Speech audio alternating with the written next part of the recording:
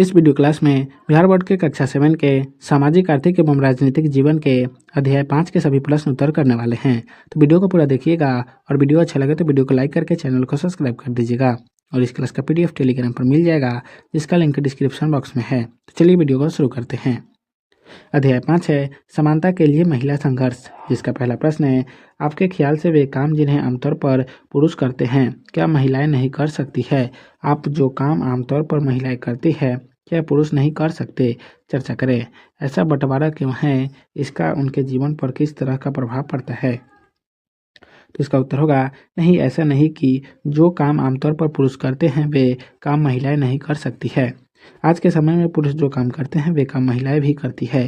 पहले हमारे समाज के लोगों की मानसिकता थी कि महिलाएं घर से बाहर जाकर काम नहीं कर सकती, पर आज ऐसा नहीं है। आज महिलाएं भी घर से बाहर जाकर काम करती है और पैसे कमाती है। आज भी हर क्षेत्र में पुरुष के कंधे से कंधा मिलाकर कार्य करते हैं। पहले लोगों को ऐसा मानना था कि महिलाएं तकनीकी कार्य नहीं कर सकती है, जो सेना में भर्ती नहीं हो सकती है, पर आज ऐसा नहीं है। महिलाएं भी आज तकनीकी कार्य करती है। वे भी कंप्यूटर इंजीनियर, वैज्ञानिक, मैकेनिकल इंजीनियर बनती है और सेना में भी भर्ती होकर ऊंचे पदों पर कार्य करती है। महिला आज राजनीतिक में जाकर देश की बड़ी बागडोर भी संभाल रही है। इन सब के साथ ही महिलाएं अपने घर और परिवार को भी संभालती है। और लोगों की यह भी सोच गलत है कि जो काम महिलाओं द्वारा किए जाते हैं वे पुरुष नहीं कर सकते। आज पुरुष घरों को संभालते हैं।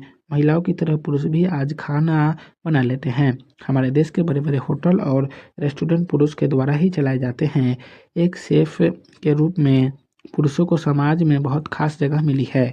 बहुत से लड़के या पुरुष पढ़ाई या काम के दौरान अपने घर से बाहर रहते हैं और अपने केयर करते हैं और अपने खाना भी बनाते हैं, अपने सारे सामान को संभाल कर रखते हैं और साथ ही अपने काम पर भी पूरा ध्यान देते हैं।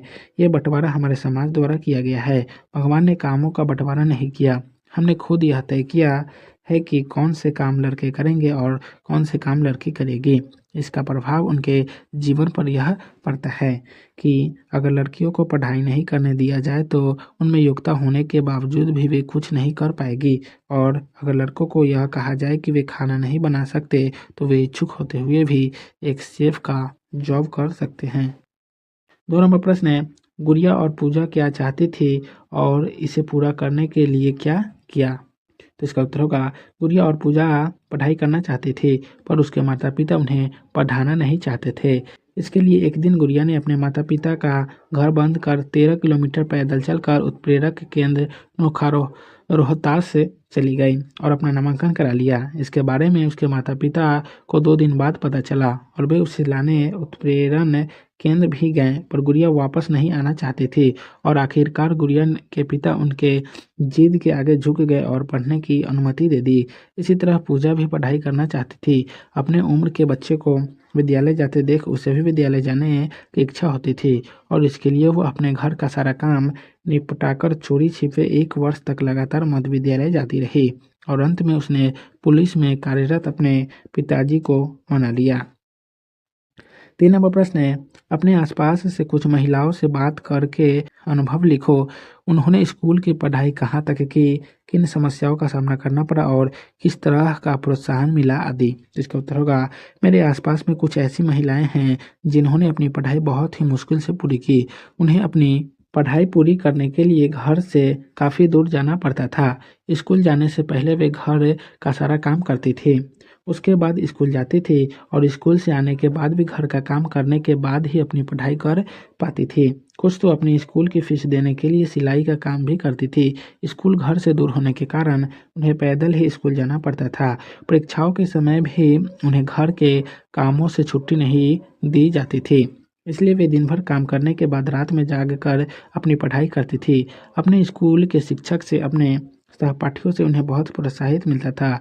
उनके शिक्षक और सहपाठी पढ़ाई में उनकी बहुत मदद करते थे। कभी कभी तो उनके स्कूल की फीस उनके मित्रों के द्वारा भर दिया जाता था। उनके मित्र कॉपी किताब से भी उनकी मदद करते थे और उन्हें हमेशा आगे बढ़ने के लिए प्रोत्साहित करते थे। 4 नंबर प्रश्न है, साहुबनाथ को बस चालक बनने के लिए कठिनाइयाँ क्यों आई? शिक्षक के साथ चर्चा करें। तो इसका उत्तर होगा, साहुबनाथ एक महिला थी पर उनका शौक था और कुछ अलग काम करने की, इसलिए उन्हें बस चालक बनना पसंद आया। पर महिला होने के कारण बस चालक बनने में उन्हें बहुत कठिनाइयों का सामना करना पड़ा। उनके लिए बस चलाना जितना मुश्किल नहीं था, उससे भी ज़्यादा मुश्किल था अधिकारियों को यह विश्वास दिलाना कि वे भी एक बस चालक बन सकती है। पर जब साहुनाथ बस की ड्राइवर की सीट पर बैठती तो उन्हें देखते ही यात्री बस से नीचे उतर जाते। कुछ यात्री तो टिकट लेने के बावजूद भी उस बस में यात्रा नहीं करते थे, जिसे साहुनाथ द्वारा चलाना होता था। एक बार तो उनके चलाए बस में सिर्फ एक ही यात्री ने सफ़र किया था। एक दिन साहुनाथ को बहुत रोना भी आया था, पर उन्होंने अपनी हिम्मत नहीं हारी और अपने काम में पूरे लगन के साथ लगी रही। फिर धीरे धीरे यात्रियों ने उनकी ड्राइविंग की प्रशंसा की और फिर वे पूरे आत्मविश्वास के साथ यात्रियों से भरी बसें भी चलाने लगी। 5 नंबर प्रश्न है, पृष्ठ 48 के नीचे बाईं ओर के चित्र में आपको क्या दिख रहा है? क्या आपके इलाके में ऐसी समस्या है? तो इसका उत्तर होगा, इस चित्र में औरतें एक लाइन बनाकर बैठी हुई है और ये शराब विरोधी आंदोलन कर रही है। इस आंदोलन में औरतें बढ़ चढ़कर हिस्सा लेती है और शराब की भट्टियों पर धरना देकर उसे बंद करवाते हैं। ये लोग शराब की दुकानें को भी बंद करवा देती है। हमारे इलाके में ऐसी कोई समस्या नहीं है। 6 नंबर प्रश्न है, पृष्ठ 48 के नीचे दाहिनी ओर की औरतें ऐसा क्यों कर रही है? शिक्षक के साथ चर्चा करें। तो इसका उत्तर होगा, यह औरतें पेड़ से चिपक कर खड़ी है, इसे चिपको आंदोलन कहते हैं। पेड़ों को काटने से बचाने के लिए ये ऐसा कर रही है, क्योंकि पेड़ कटने से पर्यावरण का संतुलन बिगड़ता है और लोगों की जीविका भी बंद हो जाती है। लोगों को जलावन कहाँ से मिलेगा? 7 नंबर प्रश्न है, पृष्ठ 49 पर दिखलाए गए पोस्टर द्वारा क्या कहने की कोशिश की जा रही है? तो इसका उत्तर होगा, इस पोस्टर द्वारा लोगों से यही अपील की जा रही है, वे बेटियों को बचाएं। लोग अल्ट्रासाउंड द्वारा ये पता लगा लेते हैं कि उनके होने वाला बच्चा बेटा है या बेटी, और बच्चा बेटी है तो लोगों उसे इस दुनिया में आने से पहले ही पेट में मार डालते हैं, जिसे हम भ्रूण हत्या कहते हैं।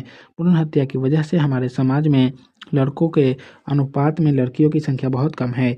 इसलिए लोगों से अपील है कि बेटियों से इस दुनिया को देखने का हक न छीनें। उन्हें इसको देखने से पहले मौत के मुंह में न धकेलें। लोगों का ऐसा मानना होता है कि बेटियां माता पिता के ऊपर बोझ होती है। उन्हें पालन पोषण, फिर उसकी पढ़ाई लिखाई और फिर उसके विवाह के लिए दहेज इकट्ठा करना पड़ता है। इस वजह से ज़्यादातर लोग उसे दुनिया में आने से पहले ही मार देते हैं। पर आज के समय बेटियां अपने माता पिता पर बोझ न होकर उनका सहारा बनती है। इस बेटियों की भ्रूण हत्या न की जाए। अभ्यास का पहला प्रश्न है, आपके विचार से महिलाओं के बारे में यह प्रचलित धारणा है कि पुरुष के सामने कार्य नहीं कर सकती है।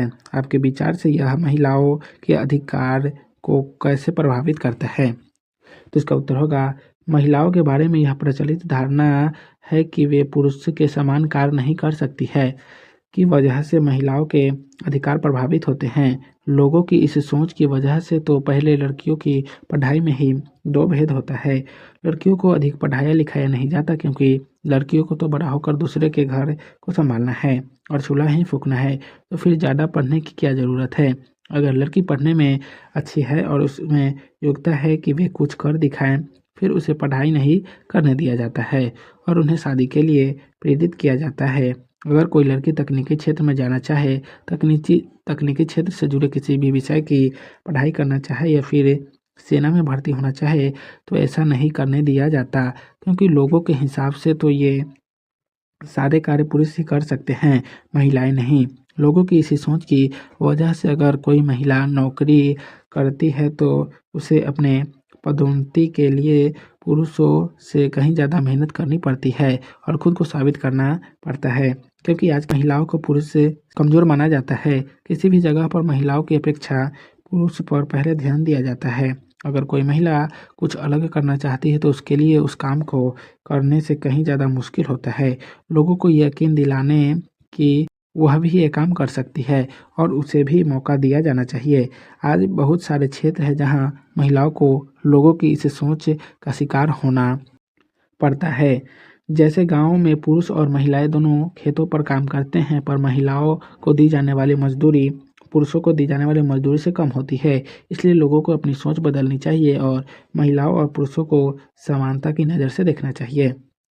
2 नंबर प्रश्न है, महिला आंदोलन द्वारा अपनी स्थिति को मजबूत करने के लिए किन्हीं 2 प्रयासों का उल्लेख करें। तो इसका उत्तर होगा, महिला आंदोलन द्वारा अपनी स्थिति को मजबूत करने के लिए किए गए 2 प्रयासों में दहेज के खिलाफ किया गया आंदोलन और घरेलू हिंसा के खिलाफ आंदोलन शामिल है।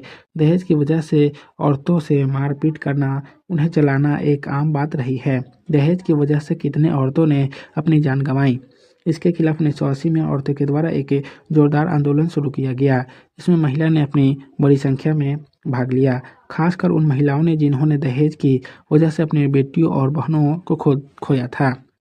इस आंदोलन के जरिए जगह जगह नुक्कड़ नाटक किए और पीड़ित महिला व उनके परिवार वालों को कानूनी सलाह के साथ साथ मानसिक बल भी दिया गया। महिलाओं ने कचहरी में अपनी मांगों को रखा। आंदोलन की वजह से दहेज समाज का एक बड़ा मुद्दा बन गया और समाचार पत्रों में इसके खिलाफ बहस हुई, जिसके परिणाम स्वरूप दहेज कानून बना, जिसके तहत वैसे लोगों को दंड दिया जा सके जो इस प्रकार के अपराध में शामिल होते हैं। घरेलू हिंसा जैसे महिलाओं के साथ मारपीट, गाली गलौज और छोटी छोटी बातों पर उन्हें प्रताड़ित करना एक आम बात हो गई है। यह एक आम बात होने के साथ ही एक गंभीर समस्या भी है। घरेलू हिंसा के तहत महिलाओं को शारीरिक जाति के साथ ही मानसिक क्षति पहुंचाने की कोशिश भी की जाती है। इसके खिलाफ महिला समूह बहुत ही लंबे समय से संघर्ष करती आ रही है। उनके इस संघर्ष के फलस्वरूप 2006 में घरेलू हिंसा उत्पीड़न कानून पारित हुआ, जिसके तहत महिला के ऊपर घर में होने वाले शारीरिक और मानसिक हिंसा को रोका जाएगा। 3 नंबर प्रश्न है, समाज में महिलाओं की स्थिति में सुधार करने के लिए कौन कौन से कदम उठाए जा सकते हैं, उल्लेख करें। तो इसका उत्तर होगा, समाज में महिलाओं की स्थिति में सुधार करने के लिए उनमें और पुरुष में भेदभाव नहीं होना चाहिए। महिलाओं को भी अपनी इच्छा अनुसार पढ़ाई करने की, अपने पसंद के क्षेत्र में काम करने की छूट मिलनी चाहिए। काम करने से वे अपने पैरों पर खड़ी हो पाएगी और आत्मनिर्भर बनेगी। उन्हें किसी को ऊपर निर्भर नहीं हो रहना पड़ेगा और उनमें आत्मविश्वास बढ़ेगा।